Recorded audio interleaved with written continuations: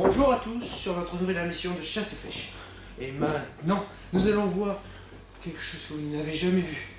Un poisson que vous connaissez tous, car vous l'aimez tous. Le pirarucu d'Amazonie.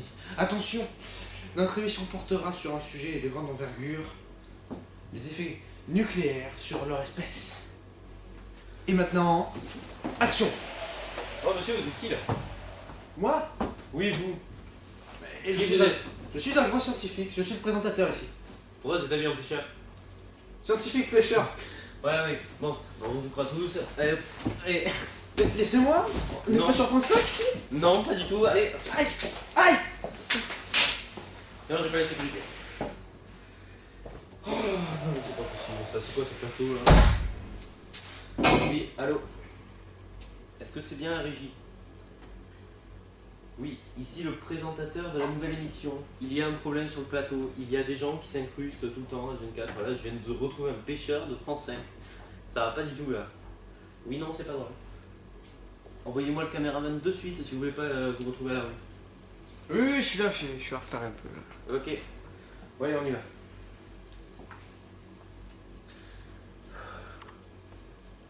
Bon, c'est parti.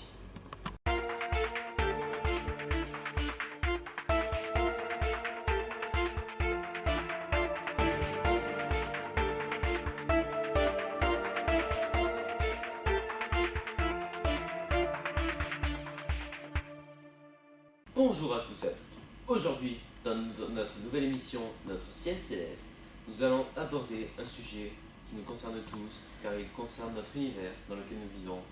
Je vais parler des anomalies gravitationnelles que nous pouvons constater dans notre univers. C'est un sujet qui est souvent débattu parmi la communauté scientifique, et certains scientifiques se prêtent même au jeu de créer des théories afin de pouvoir expliquer ces phénomènes. C'est ce que nous allons voir tout de suite, mais d'abord revenons aux origines du problème. L'histoire commence en 1933, lorsque l'astrophysicien Fritz Zwicky étudie le mouvement des galaxies de l'amas de Coma, et notamment la vitesse des étoiles en périphérie des galaxies qui composent cet amas. Il s'aperçoit que ces étoiles se déplacent beaucoup trop vite par rapport à la distance qui les sépare du noyau de la galaxie. Il a donc émis plusieurs hypothèses que nous allons étudier, mais pas que, et notamment nous allons chercher à comprendre les anomalies gravitationnelles à travers diverses théories que nous allons vous présenter, même si nous n'apporterons aucune réponse, vu que les scientifiques n'ont pas ces réponses. Et nous allons commencer tout de suite avec quelqu'un qui connaît plutôt bien la loi de Newton. Nous allons demander à notre physicien anglais Steve McLeod de venir. Bonjour Steve.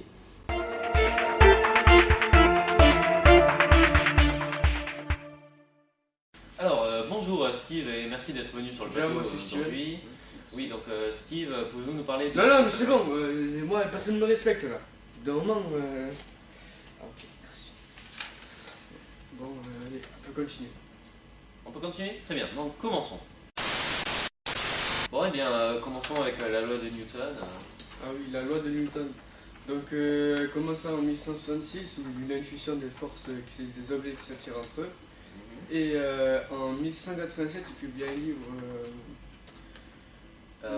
Philosophiae Naturalis Principia Mathematica, je crois. Ah oui, c'est vrai, oui, merci. Donc c'est là où il publia toutes ces découvertes, et principalement la loi universelle. Et donc cette loi... Cette loi, je cite, les corps s'attirent avec une force proportionnelle au produit de leur masse et inversement proportionnelle au carré de la distance qui les sépare. D'accord, alors il y a peut-être des gens qui nous verront cette vidéo qui n'auront pas compris. Est-ce que vous pouvez détailler Mais ça se traduit par la formule suivante. La force est égale la multiplication des deux objets divisés par leur distance au carré, et qu'on multiplie tout ça par la constante gravitationnelle. Oui, mais la formule, c'est pas forcément quelque chose de plus simple pour les gens. Mais c'est simple, c'est la masse de deux objets qu'on multiplie, et qu'on divise cela par leur distance qui les sépare au carré, et ce quotient on le multiplie par la constante gravitationnelle. Et donc c'est ça la loi universelle de Newton. D'accord, oui, c'est un peu plus simple, ça ira. Et vous voyez, elle est bien cette loi sur une petite échelle. Et Zwicky l'a utilisée sur plus de 300 millions d'années-lumière. Ça fait beaucoup. Mais c'est que le système solaire, quoi. Donc, suffit pas pour une échelle plus grande. Donc voilà, cette loi ne marche plus pour une échelle plus grande. Donc c'est pour ça qu'on a inventé la monde. La Modified Newtonian Dynamics, c'est-à-dire la dynamique newtonienne modifiée. D'accord, et ça consiste en quoi cette loi? Donc en quoi consiste cette nouvelle loi, donc la monde? Donc c'est en 1983 que Milgram, un physicien israélien, introduit cette loi. Donc il prend la formule de base de l'accélération de Newton, donc c'est-à-dire A égale V carré sur R égale JM sur R carré. Donc il introduit aussi cette constante A sur A0. Et à cette constante se forment deux situations. Donc si on est proche, micro il vaudra 1, donc on aura la relation de Newton. Et si on commence à s'éloigner du corps central, Celui qui micro... attire? Le corps central, c'est celui qui attire? Oui. D'accord. Donc le micro devient, quand il s'éloigne, micro devient proportionnel à A sur A0. Donc on obtient la relation suivante, A égale racine carrée de JM A0 sur R. Ok, mais c'est affreusement horrible à retenir. Comment quelqu'un peut retenir ça? Mais c'est pour ça qu'on a inventé les ordinateurs. Ok. Bon bah voilà, et donc quels sont les avantages de la monde par rapport à la loi de Newton?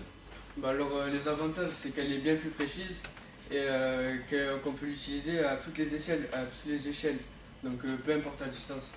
Et donc elle est meilleure que la loi de Newton, vu qu'on peut l'utiliser sur des longues distances et tout ça. Très bien, merci. Donc nous avons vu grâce à Steve MacLeod que les objets s'attirent, mais que les lois qui régissent ces mouvements ne sont pas toujours précis. Par exemple, la loi de la gravitation universelle de Newton. C'est pour ça que les scientifiques utilisent d'autres théories alternatives, comme par exemple la loi de la monde. Mais il reste une question qui subsiste, et c'est la question de savoir pourquoi les objets s'attirent entre eux. Et c'est ce que nous allons voir tout de suite avec notre nouvel invité. J'appelle bien sûr Franz Einstein. Bonjour Franz Einstein.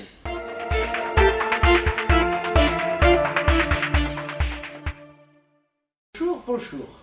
Je suis le cousin de Albert Einstein, très éloigné. Du côté de sa femme Elsa, au 9e degré. D'accord, bonjour Franz, vous êtes là pour nous présenter les travaux de votre cousin très éloigné. Est-ce que vous pouvez nous en dire plus? Bien sûr, je suis son cousin. Pour lui, c'était quelque chose, la gravitation, mais ça n'était pas vraiment une force. Pour lui, il pensait que les masses des objets creusaient l'espace-temps et que c'était cette courbure qui aurait les effets de la gravitation. Plus les objets seraient lourds, plus les objets s'attireraient. Et d'ailleurs, on reprend ces principes-là dans les lois classiques telles que Newton.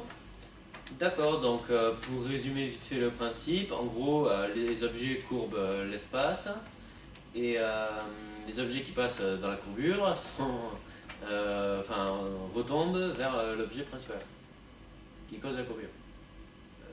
L'espace et le temps. Ah, excusez-moi.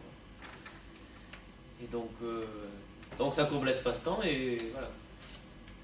C'est quelque chose comme ça.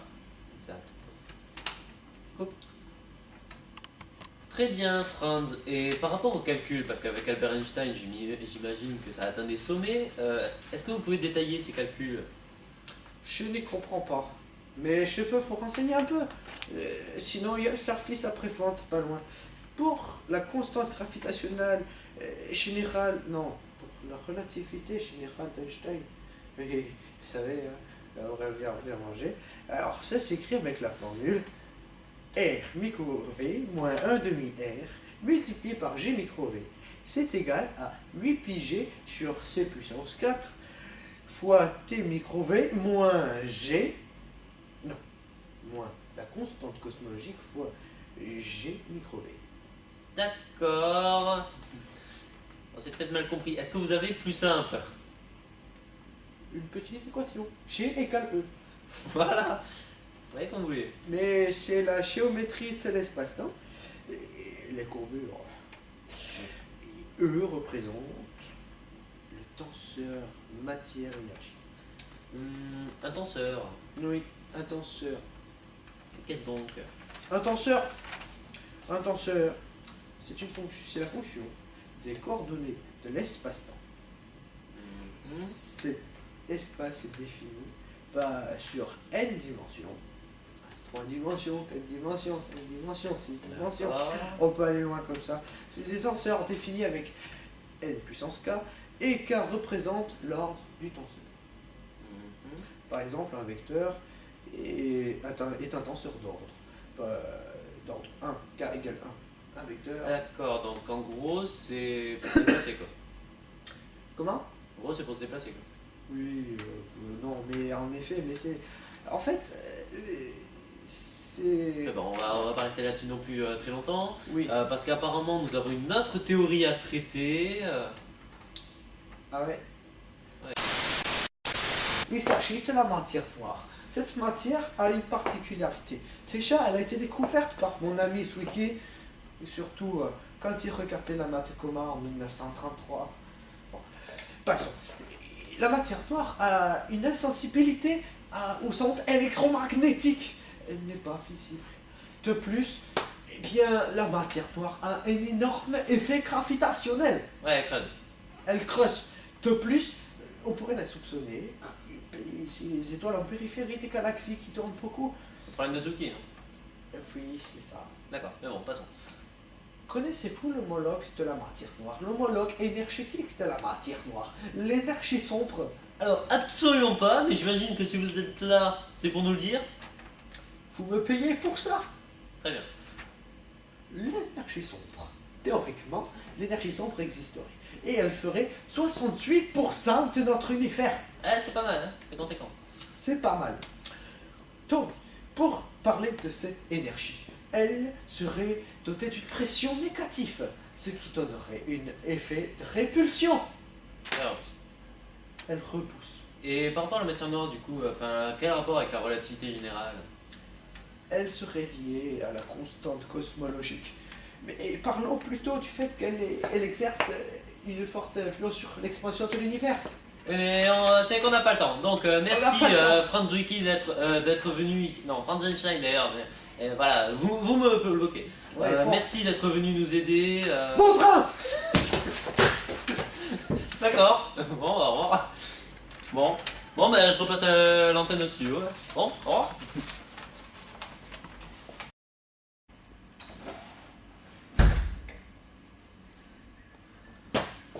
Regardez-moi ça, c'est un chèque emploi. Chaffetti, 100 000 euros. Et malheureusement, regardez. Chèque emploi. C'est écrit là. Regardez. 100 000 euros. Je n'ai plus rien. C'est moi qui ai fait bénévolement ce travail. Eh monsieur, vous dégagez là. C'est pas professionnel, vous laissez la caméra.